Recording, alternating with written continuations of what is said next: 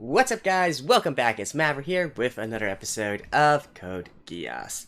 So, last episode, as most of you guys have mentioned, is a little bit more of an in-betweener kind of episode. Certainly, we learned a lot more about Callan and her backstory, but nothing really developed in terms of the characters that we didn't really know already, right? Unless, of course, Callan gets a bit more mellow, due to the events of last episode and whatnot, maybe, and also in terms of how she treats Lelouch as well. We'll have to see, right? But personally, I'm really looking forward to the Japanese Liberation Front, what they're going to do, and of course, what Lelouch is going to do about them. And then, of course, there's also the Britannians, but, you know, they're always there, right? So, with that in mind, let's get into the episode. Alright, let's begin in 3, 2, 1, play.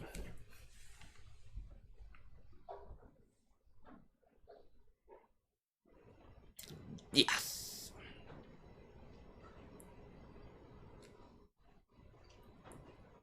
By the way, just to quickly clarify on my comments, I know a lot of you guys were telling me Lelouch doesn't want to, control people indefinitely because it's against his morals or whatnot. But I was thinking mostly about, using it on the enemies, like Britannian soldiers or whatnot. He could literally place a bunch of spies within the Britannia network with that. And I mean, come on, he's already willing to kill them off. I think allowing them to live their lives, but dedicate their lives to the cause, if we will, seems a lot more productive to me. I'm just saying. Oh. Huh, is it just me? Or were there a few more bits of, maybe I just haven't paid that much attention? There seem to be a few more scenes there.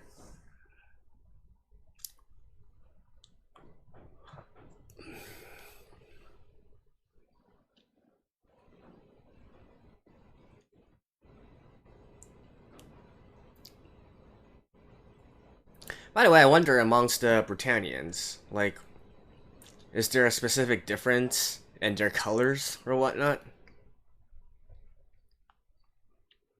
Not only in their uniforms, but also their nightmares as well.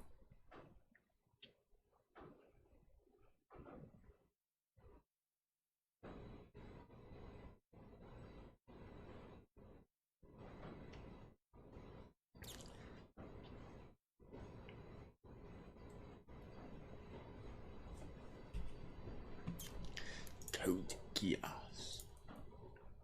By the way, I've decided to mute the sound from now on, just in case. I typically like to put a little bit background sound in there, but I think it's more trouble than it's worth of copyright and all that.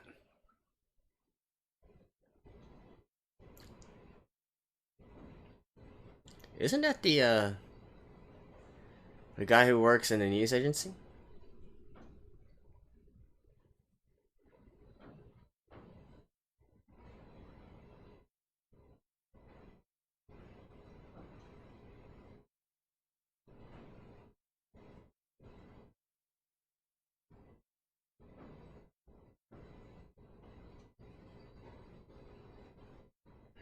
Kyoto.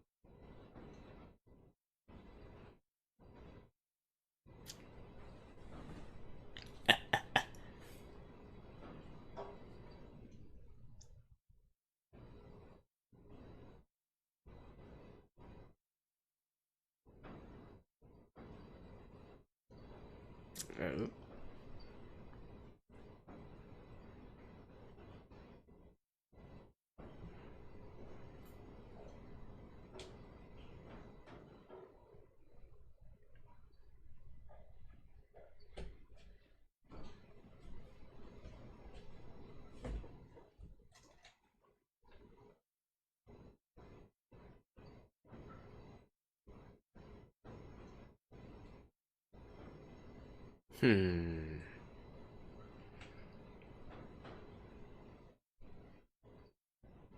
How do you actually...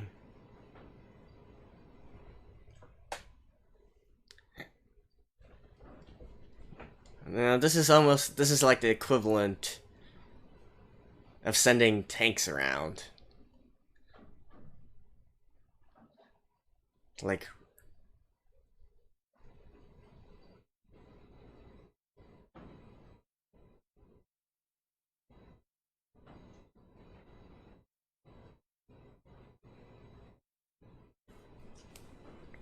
Like, this is a pretty damn strong resistant group, aren't they? Being able to gather up all these nightmares and whatnot.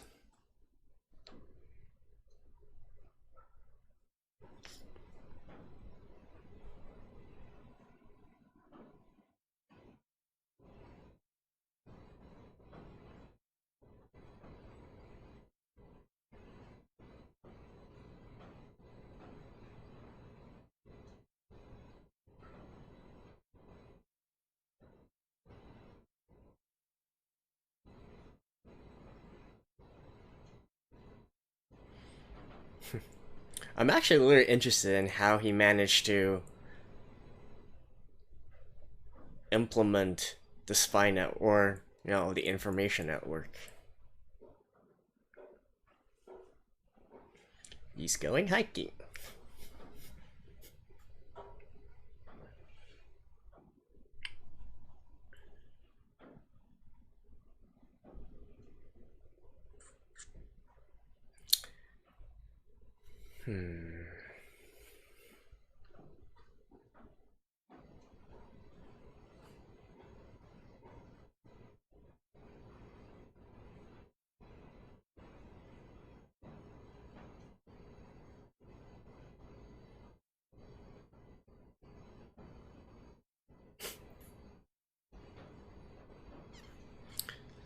Couldn't he have just used like open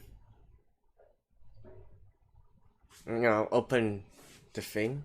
Why do you have to take his entire helmet off?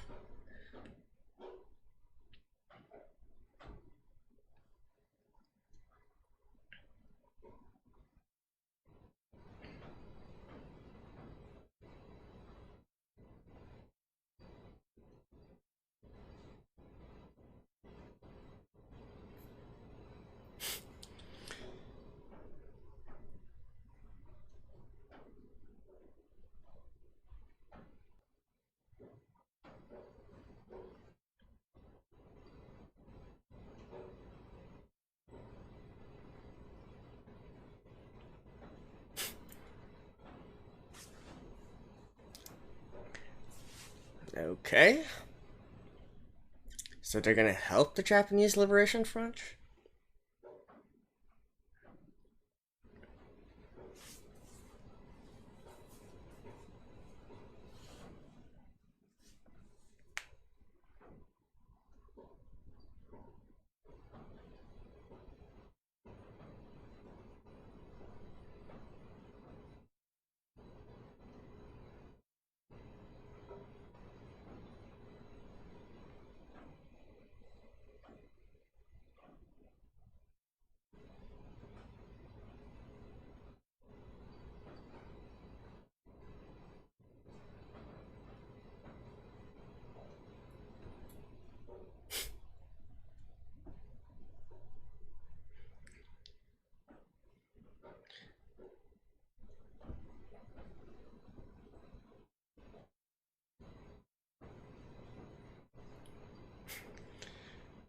Lelouch, Lelouch, why art thou Lelouch?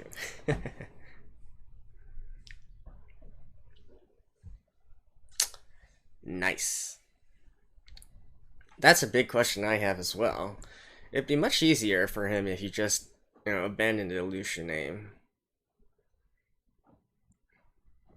Like, that would truly wipe out all trace of his existence from the past.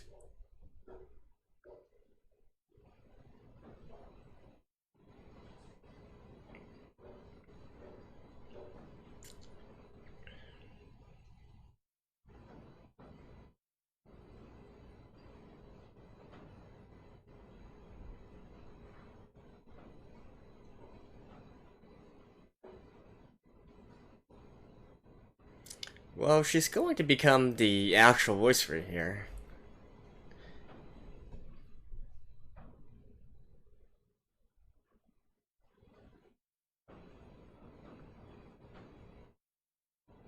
Second prince.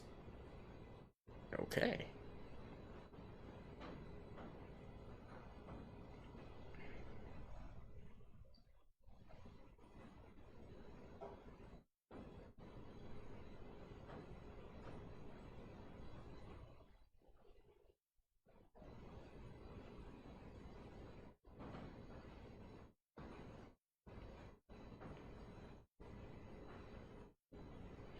Hmm?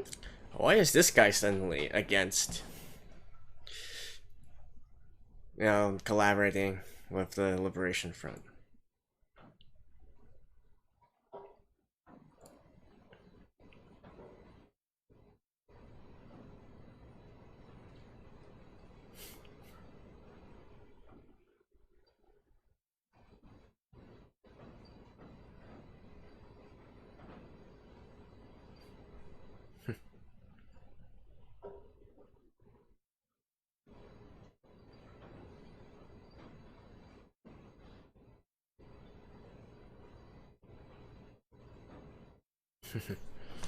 This is a pretty common strategy. You cut off. Well,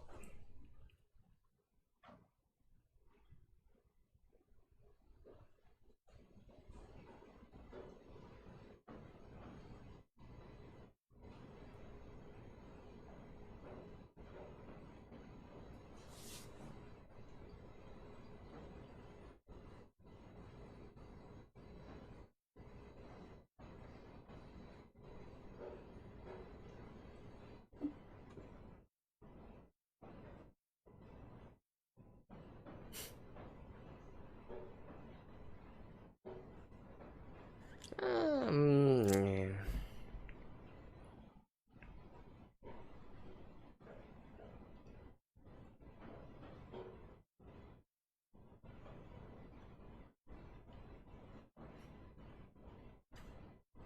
I mean, he certainly likes to do things in a flashy way.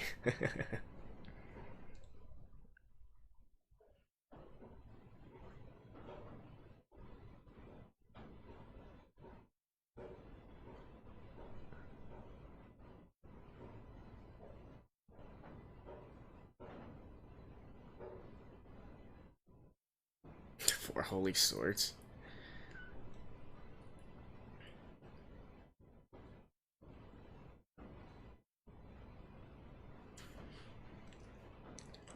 And why aren't they actually going up against Kyoto instead? I mean, the Britannian forces.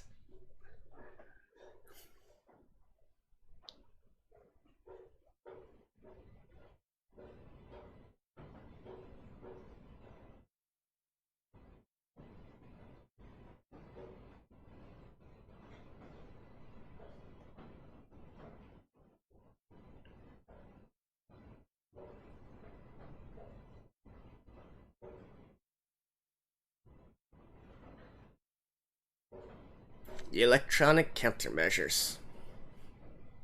Electronic countermeasures.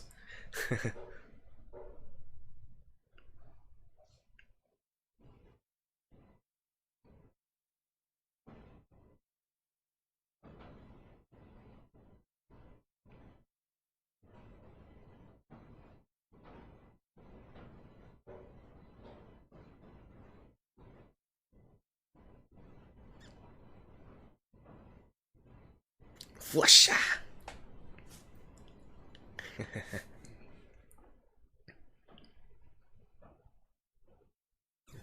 And of course, it's a mountain battle.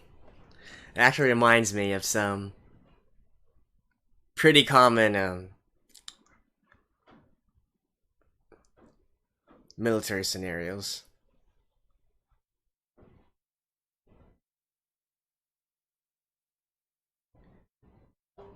Like the story of the 108 heroes. I'm not quite sure how it translates in English.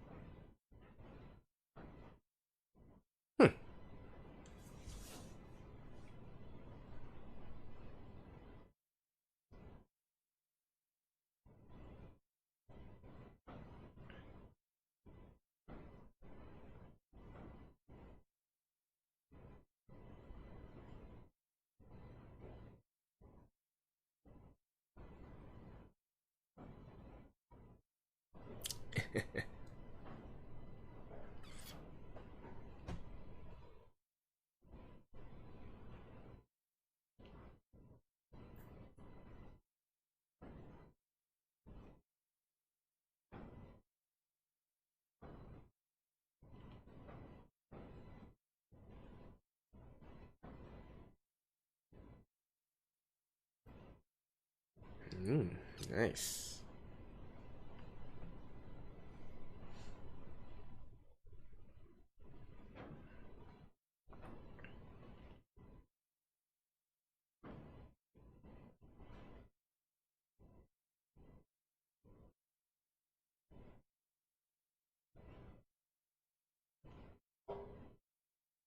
Oh, I think you'll get your chance soon enough.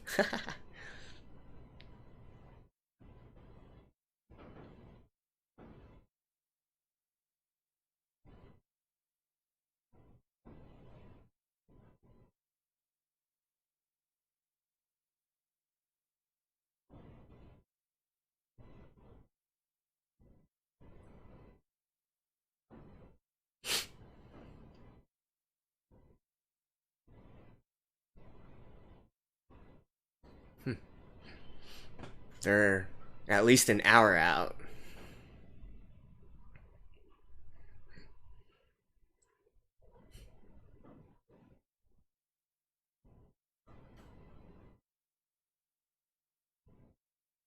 So what's he gonna do?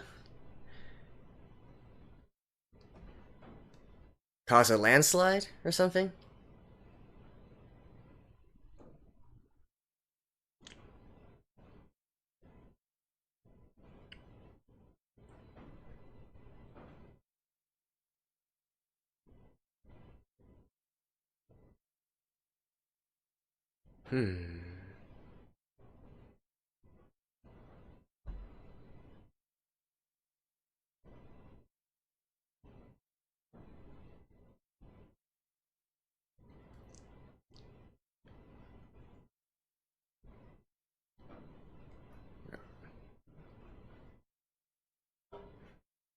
Right?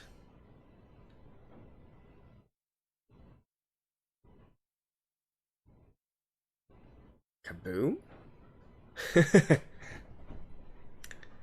Yep, an avalanche. Or a landslide. Is it still called an avalanche if there's no snow?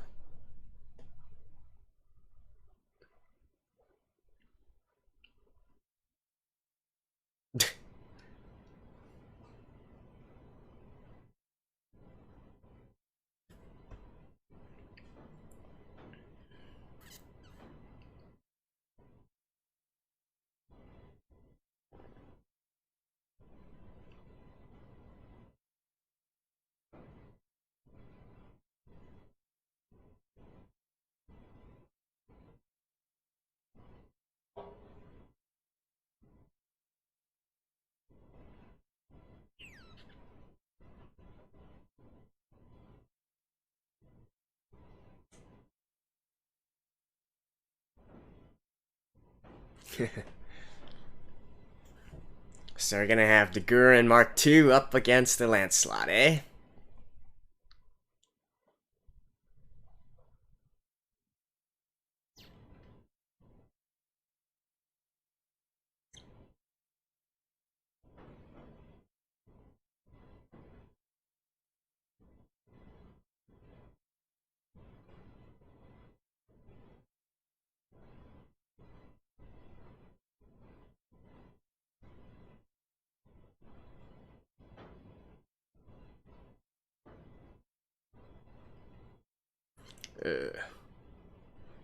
Oh, you are going...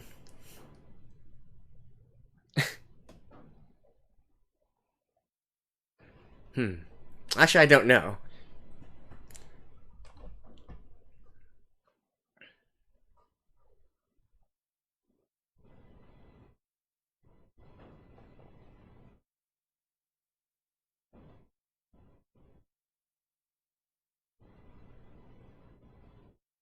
Oh.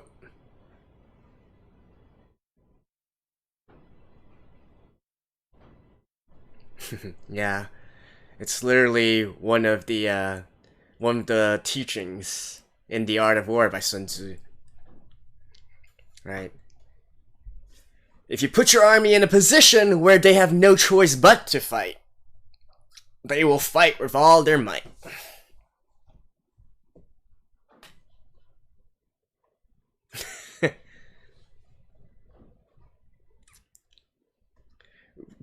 Oh,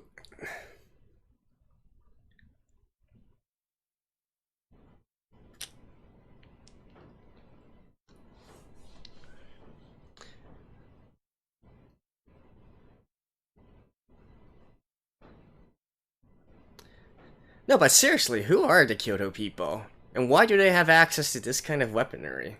And more to the thing, why don't the Britannians do anything about it?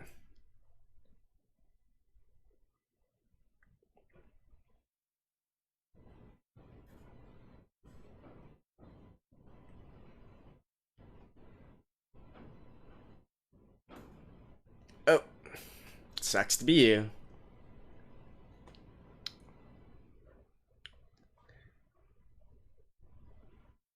Might want to eject, dude.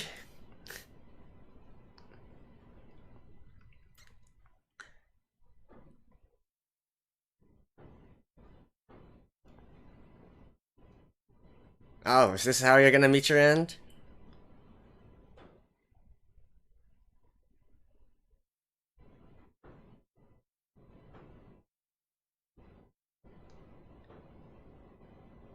Oh,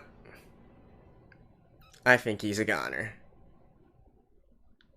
Ooh, nice.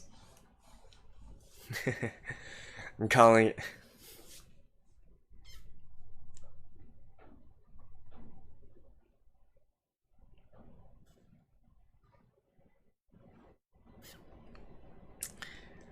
Ah, but the enemy's queen has still yet to move.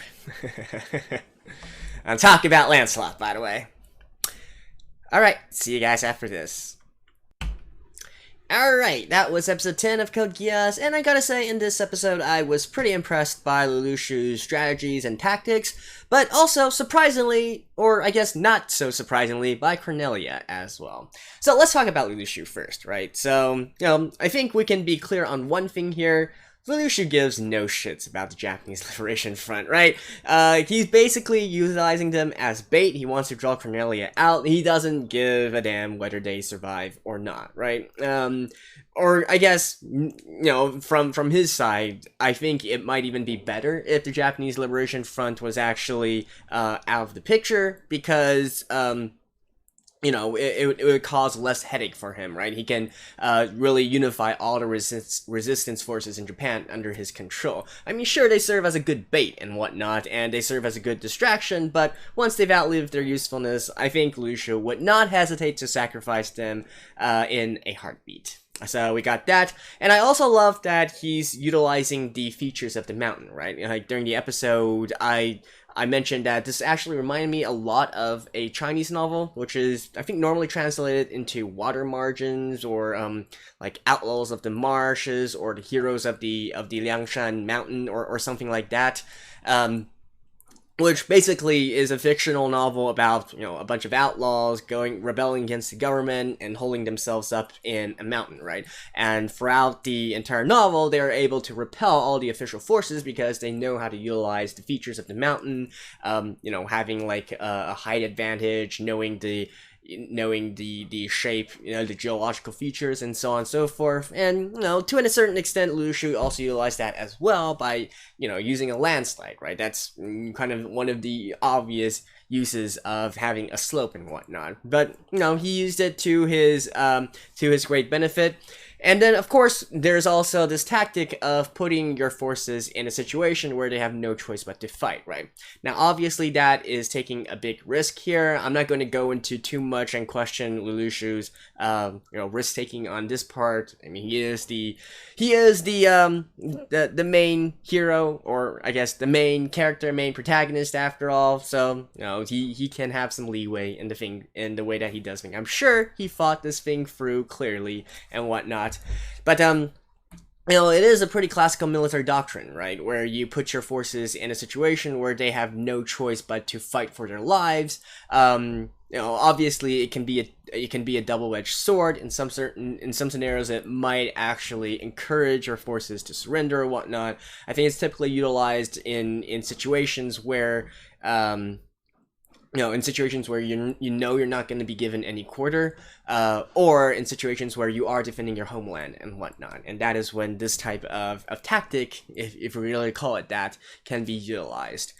So he utilizes it to great effect and manages to raise the fighting spirit, I guess you could say, of his forces. Now, that's all good and dandy, and sure, he's now created an opening towards Cornelia and all that, but, I mean, I think we all know what's going to happen next. Lancelot, Zuko's going to pilot Lancelot, come out, and it's going to be a queen versus queen kind of scenario here, and then eventually, with enough time being stalled, I think, you know, it's probably going to end with Cornelia still escaping, right? Although, I have been wrong before. There could also be a great possibility that Cornelia is going to be killed right here. Yuffie is going to take the reins with Suzaku by her side. You know, that's also a possible outcome, right? Hard to say, hard to say. By the way, you know, one last thing quickly also about Lelouch.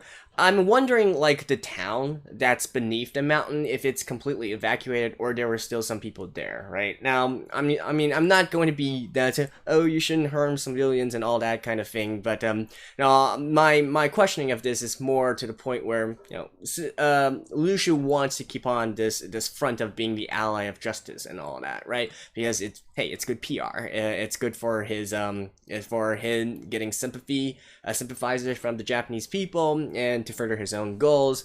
You know, that could also be turned against him if he gets a little bit too careless with his actions and all that. You know, just purely looking at it from a rational and logical point of view, and not really going through the humanitarian or morality sort of issues here.